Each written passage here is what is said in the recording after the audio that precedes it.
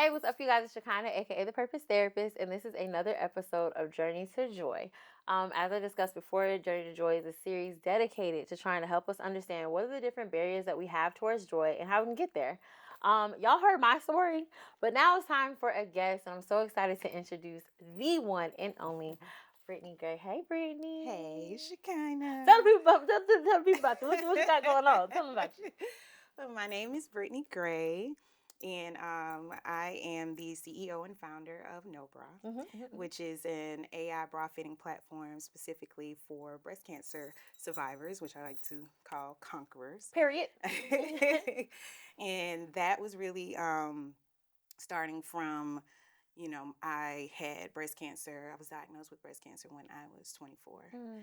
and had to undergo chemotherapy, a lumpectomy. I was on clinical trials, and I went through radiation treatment. Mm-hmm. And so, after I guess about a year of treatment, found myself just at 24, not really knowing what to do Yeah. after that. Yeah. And still, I had left school. I was kind of just in this in between space in my life. And so that is what has brought me here. Mm-hmm. I'm originally from, I was born in New Jersey. Mm-hmm. My dad's in the Army, but he is originally from Pratt City, Okay. Alabama, Okay. which is like a subset of Inslee, where I'm from. Yeah. And that's where I grew up. And I went to a boarding school in high school that was very interesting in Shelby County, Mm-hmm. Alabama, Mm-hmm. having to adjust that. And went to college at New Orleans at Loyola University, and was there when Hurricane Katrina hit. Wow. And so got back to Birmingham and went to Birmingham Southern, which is now closed. But I ended up graduating from UAB. And but this, I got diagnosed around the time that I was really getting ready to graduate. And so Mm-hmm. Mm-hmm. that's where I, was a lot of different things Yeah. happening during this tumultuous time. Yeah. But that's pretty much, I'd say like a big piece of who I am right Awesome. now. Okay, well, now let the people know what's up.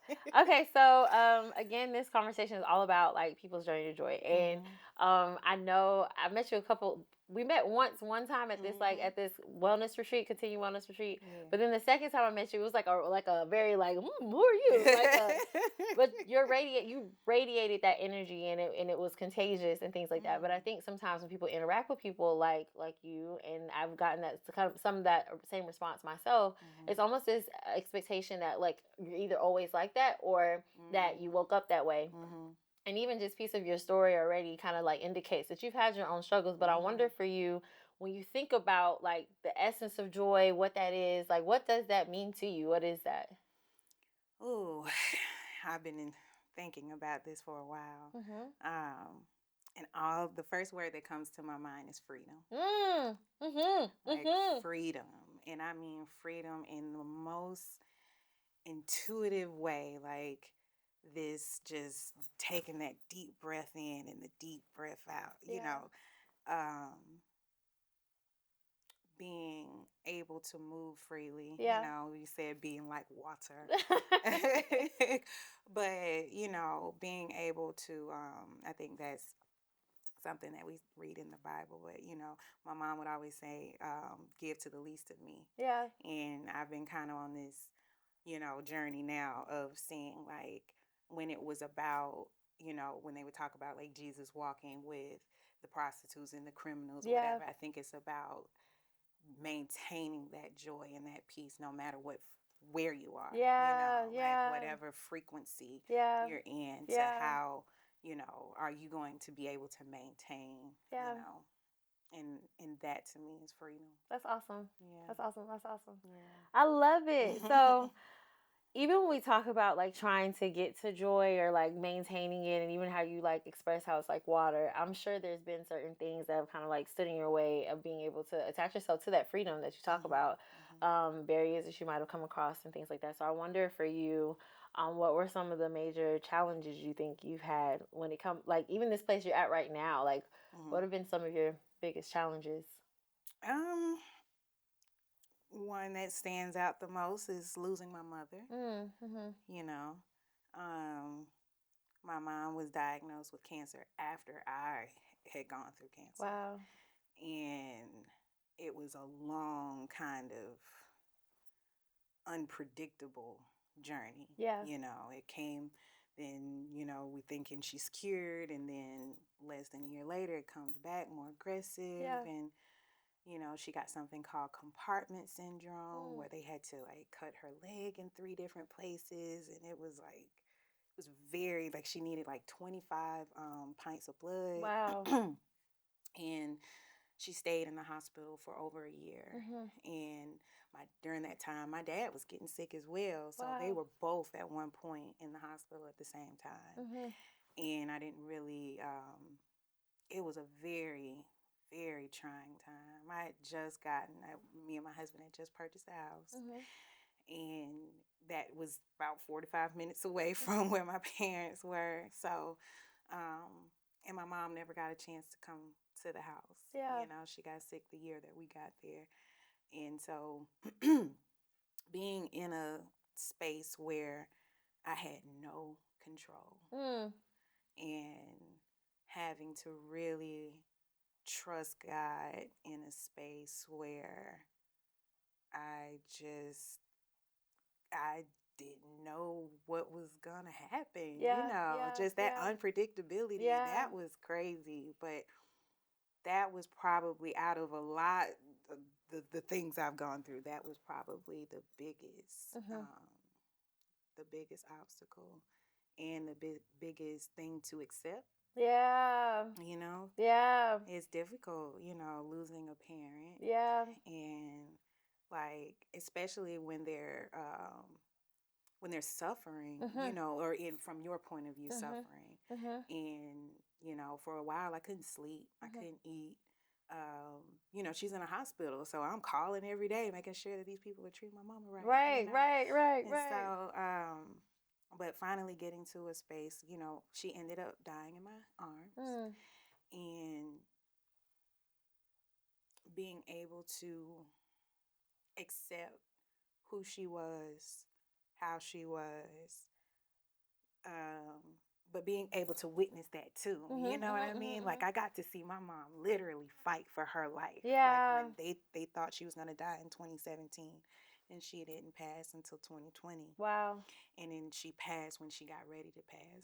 My mom was literally like giving out orders when she was passing. She was like, "Hey, Brittany, you over all my stuff. Take care of your dad. Take care, And all I could just say to her was like, "Well done." Yeah.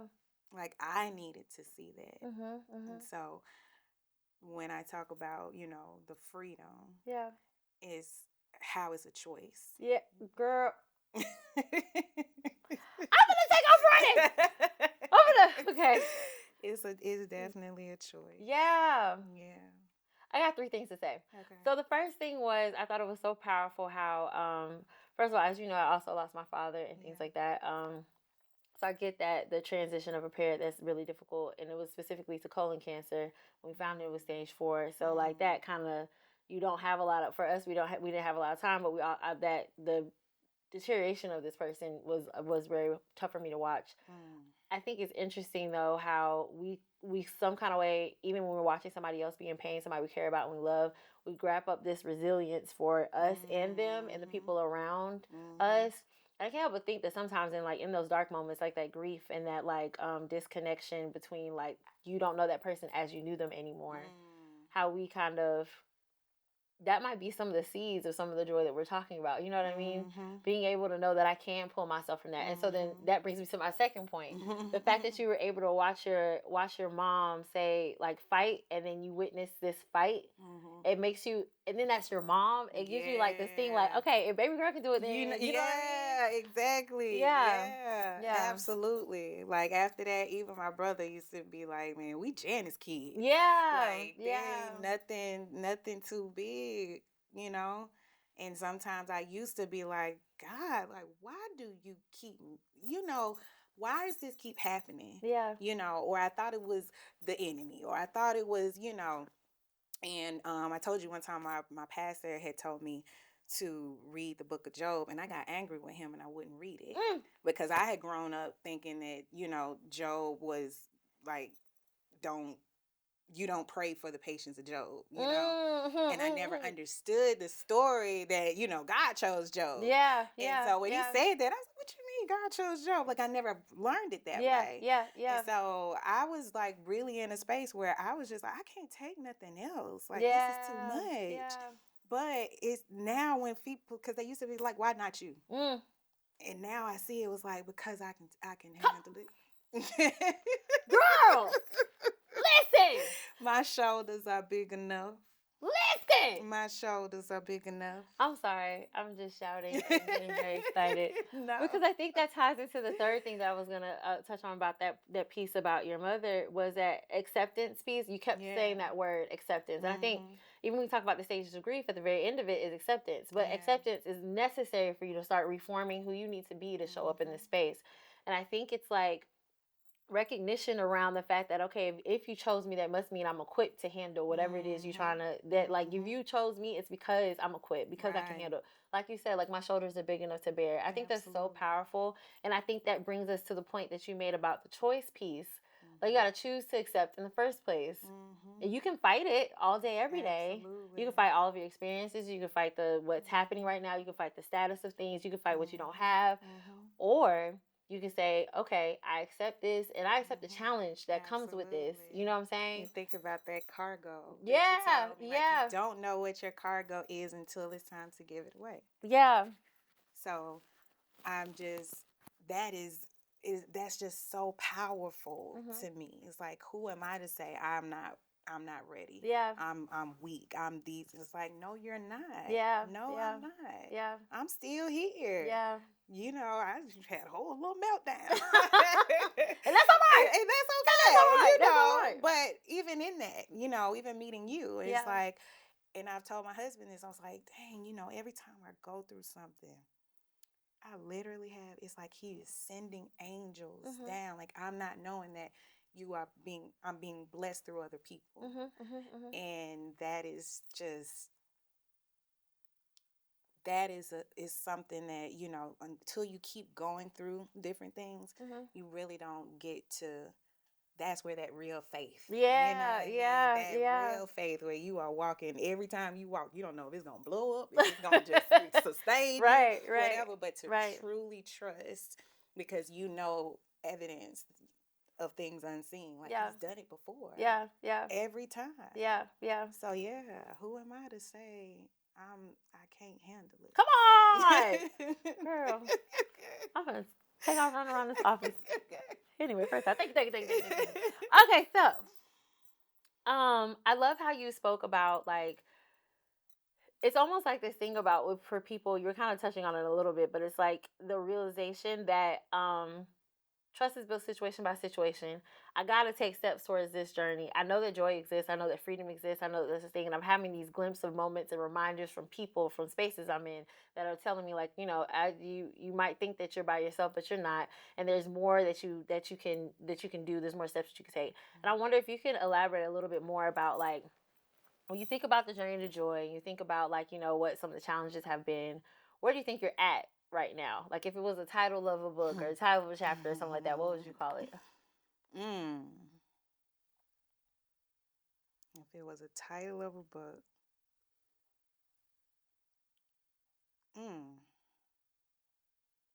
Because I wanted to say accepted. And that's all right. But release. Yeah. Why? Man. Even today, I had the most honest, truthful conversation with my oldest brother. And at first I was just like, why is he telling me this? But I had just, I was very hopeful about something I was trying to do for our family. And I think that was his way of letting me know I appreciate you. I love you. And I know what you're trying to do, and what you're trying to do is a good thing, Mhm. Objectively. Mhm. However, it's just not going to work. Mm. Like what I assume to be, we be talking about like not taking things personal. Mhm. Mhm. Like this battle that I'm trying to save the people I love from. It's not that they don't want to do it because it's not about me. Yeah. Yeah. That's them and their personal. Yeah. You know Yeah. what I mean? Yeah. And me realizing, like, in that moment, I could breathe. Mm. Mhm. I could really breathe. Mhm. And I can accept that